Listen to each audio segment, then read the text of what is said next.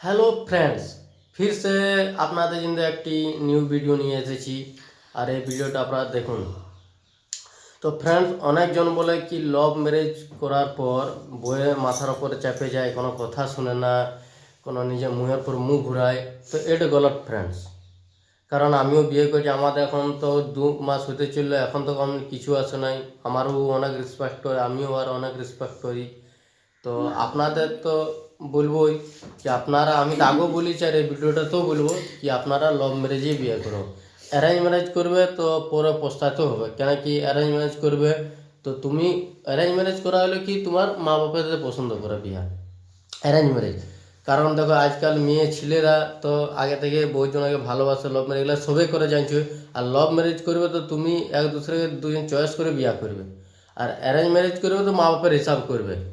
তো মা বাবা শুধু মানে যদি কারোর ওরা একটু মেয়ে হাইফাই থাকে, ভালো থাকে, তো বলবে না ছিলা চাকরিওয়ালা দেবো।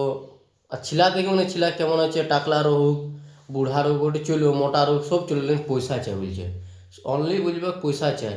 তো আমি তো এটাই বলবো মেয়েদের মা বাবাকেও কি পয়সা দেখে দিও না, ছিলা দেখে দেখো। হ্যাঁ, ছিলা যদি যোগ্যতা আছে, কাজ ভালো করে, নকরি নাই করে, যদি একটি কোনো ছোটো মোটো কাজও করে ইজ্জত জিন্দগি জি, তোমার সাথে বিয়া দিন, লেকিন বড়ো ঘরে দেবে না। তো বড়ো ঘরে কিছু ভ্যালু দেবে না। যে একটি গরিব ঘরের লোকে ভ্যালু দেয় না, খাওয়া দাওয়া মান সম্মান দেয় না, ওটা বড়ো লোক জিন্দগিতে দেয় নেই। কেন আমি দেখেছি না, একটি বড়ো ঘরে খাবার খাই দেখেছি আর একটি গরিব ঘরে খাবার খাই দেখেছি, কি কোন ঘরটা বেশি ভ্যালু হয়েছে। বড়ো ঘর যাবে তোমাকে পুছবে না তুমি কে, আর গরিব ঘর যাবে না তোমাকে এতনা মান সম্মান দেবে না, জিন্দগিতে ভুলতে পারে। কারণ আমরা গরিব বটি, আর আমরা গরিব ঘরে খাবার খাই, যা বড়ো লোকের ঘরে খাওয়াচ্ছি, বড়ো লোকের ঘরে ভ্যালু দেয় না, আর গরিব ঘরে একটা আলাদাই মান সম্মান পাবে।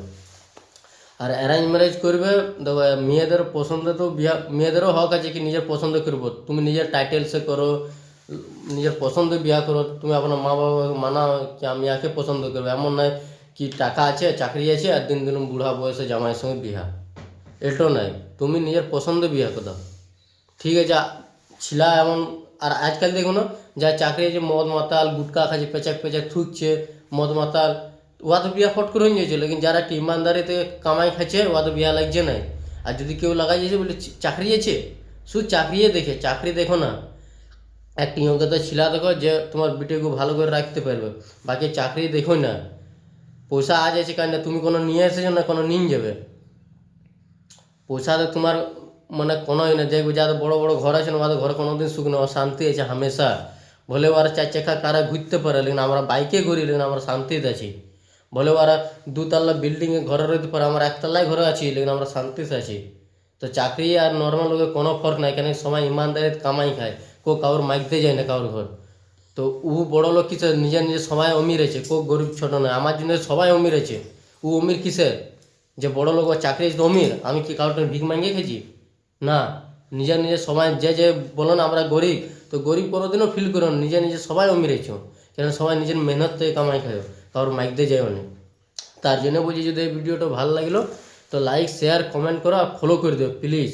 আপনাদের মোটিভেট আরও দিতে থাকবো, কেন কি আমি গরিব পরিবারের পুরা সাপোর্টে গেছি। যে যে আমাদের বেজ্জতি করেছে, আমরা গরিব আছি, লেকিন আমি অন্য লোকের বেজ্জতি দিব না।